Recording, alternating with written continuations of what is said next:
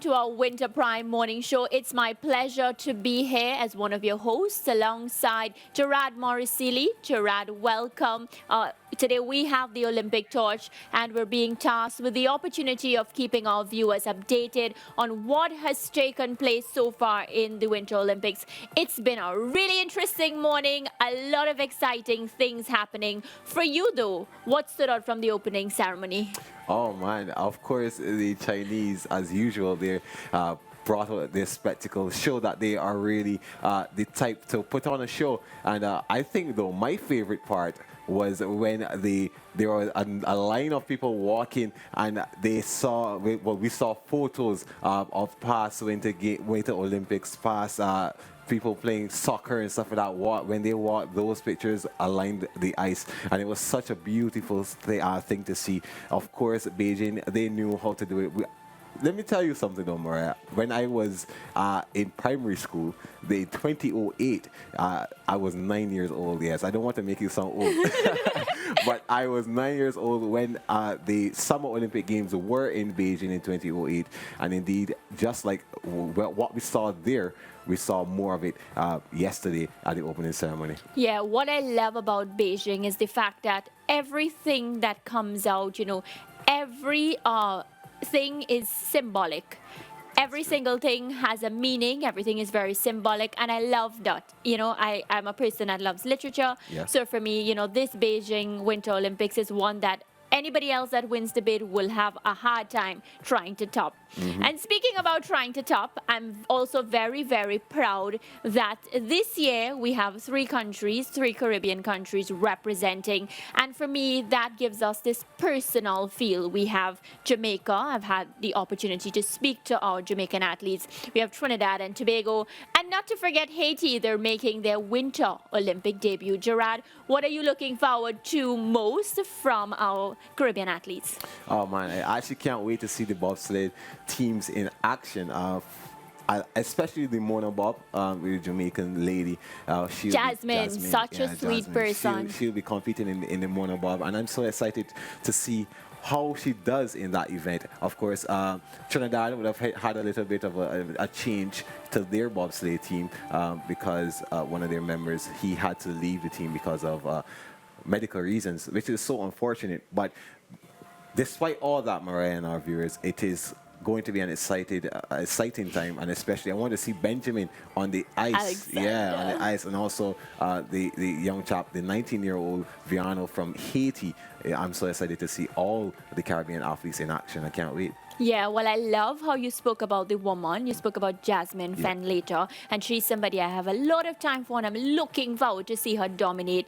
That gives me a great segue to move into today's events. You know, we had an interesting startup to this morning's Winter Olympics. A bit unfortunate because the alpine skiing competition had to be cancelled with only 3 athletes competing, you know, getting the practice. Yeah. And that was because of high winds. You know, those involved, they felt as if, you know, safety reasons, they didn't want to affect the athletes. So 3 people alone got to take the course. You know, they're going to shout and say unfair advantage, the ones that didn't get to.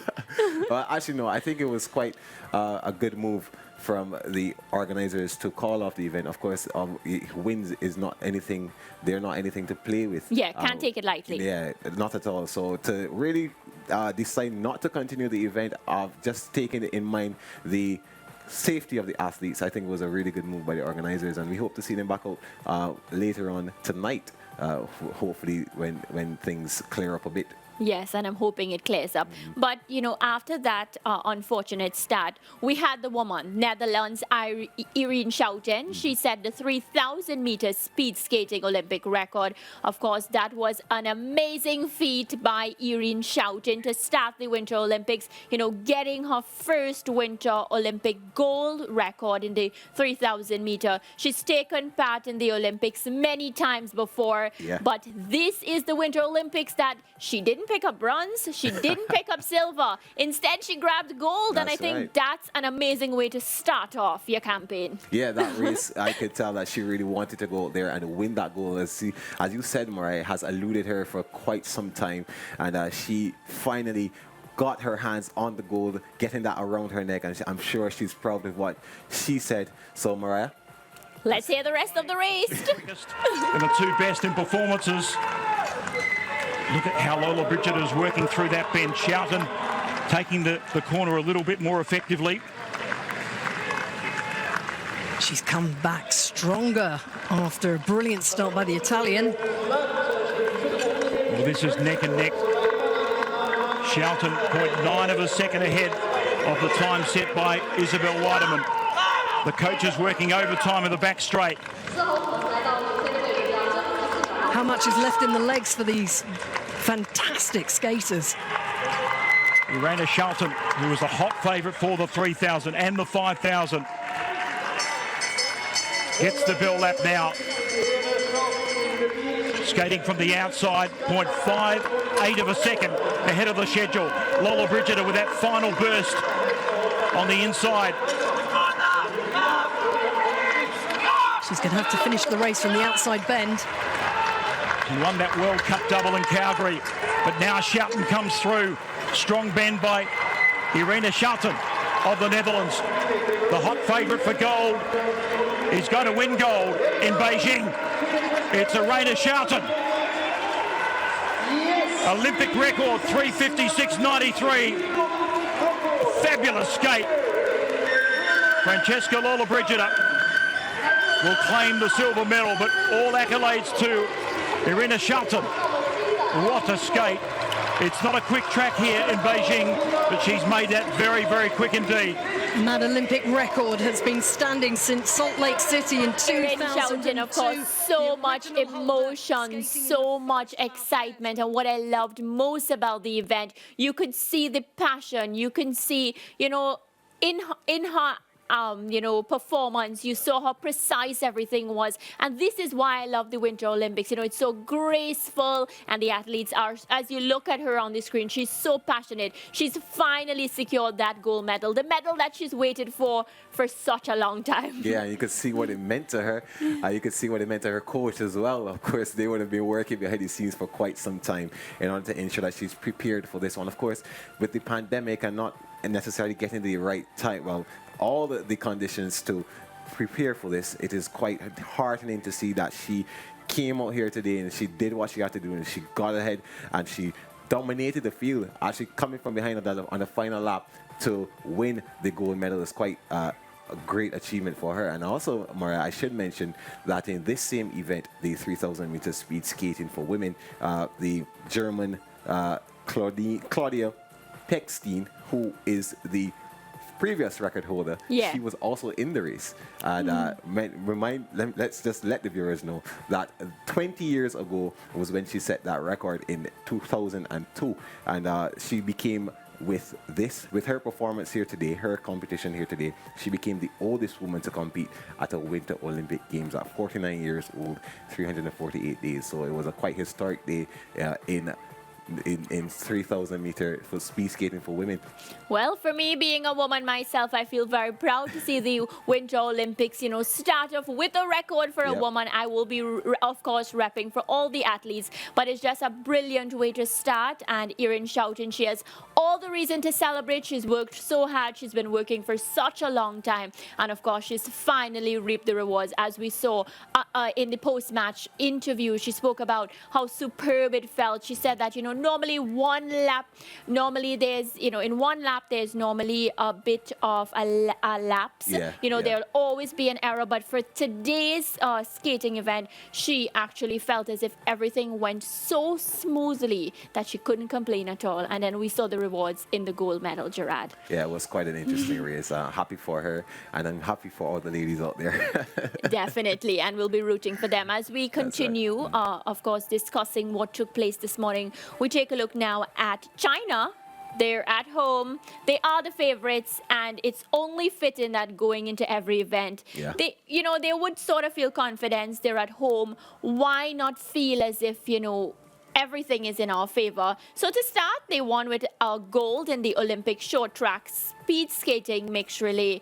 And for that, all the supporters would feel as if they had a perfect start and they'd want to dominate, the top dogs like Norway and whatnot. What did you make of China today? Well, they had a really good performance. Of course, it took some time, though, for them to get ahead of Italy. It was a ding-dong battle between them and Italy. As you can see the times here, China finishing first in 2:37.348 and Italy 2:37.364. So from those times, you can tell that it was a very close race. And China, they did what they had to do in front of their home crowd, which obviously would have given them a boost of confidence because it is hard to be in front of fans at home and competing, but they did well, and congrats to them. Yeah, and I just want to talk about the competitive spirit and the fact that during these competitions, there's a high rush of adrenaline. And today we saw that in this particular race.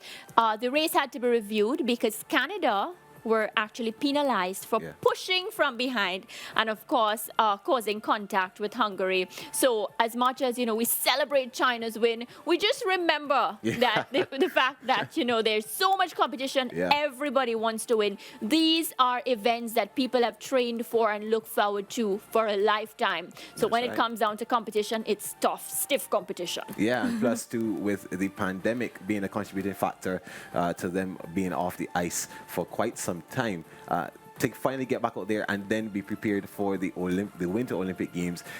Of course, they will want to go out there and give their best shot and try as best as possible to get that gold medal. And hard luck to Canada, but of course, these things happen in relays.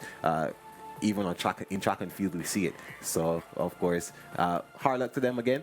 Congratulations to China. Yeah, I'm glad you mentioned the pandemic because we always have to remember the tight restrictions that are there in Beijing. They're taking every precaution to ensure that those that are taking part aren't infected. And, of course, the Winter Olympic Games will not be compromised. We're moving along now. Norway, they seem to be having a really great start to this year's Winter Olympics. So far, they're actually top of the table with 2 gold medals. So earlier this morning, they had 2 wins. That's where the 2 gold came from, of course, in the curling mixed doubles. So Norway getting the edge, 2 out of 2. What a brilliant way to start. Yeah, of course, Norway. They're not strangers to the medal table, the top. Let me tell you, just in 2010, they were fourth with 23 medals. In 2014, they finished second with 26. And then in 2018, they topped the medal tally with 39 medals. So no strangers to the top 4 of the medal chart. And of course, they will want to continue that dominance that they have in the medal table, and they started brilliantly with these 2 that they saw. Curling, though, I watched a little bit of the curling mixed doubles earlier, last night. And I must say, though, that we saw some rivalries coming out of there. Australia taking on Great Britain. Of course, not only in cricket, in football, any other sport, once England and Australia play against each other, they really want to really beat each other, but the game was so intense, Mariah, and our viewers, that game went to an extra end. Couldn't finish in regulation time, so they had to go an extra end, and on Great Britain finishing on top with 8-7. So overall, the mixed curling event was really good, and I can't wait to see how it is. Yeah, so just a correction for our viewers. The gold medals came in biathlon and cross-country skiing. This is their second biathlon title. They won gold in Sochi in 2014. So they would have felt before that, they can do it again. They won gold before. They are no stranger to winning gold medals at the Winter Olympics. And Norway would hope that, they started off with a bang. They're leading the medals table. They'll hope that, their athletes can come to the table and, of course, continue with such brilliant performances. 2 out of 2 wins for Norway. They couldn't have asked for a better start. That's well, right. Gerard, time goes when you're having fun. It's time for us to leave our viewers now. I had an amazing time co-hosting with you. I enjoyed today's events in the Winter Olympics, and I'm encouraging our viewers, to tune in. We have all the action right here on SportsMax. You don't need to go anywhere. Yeah.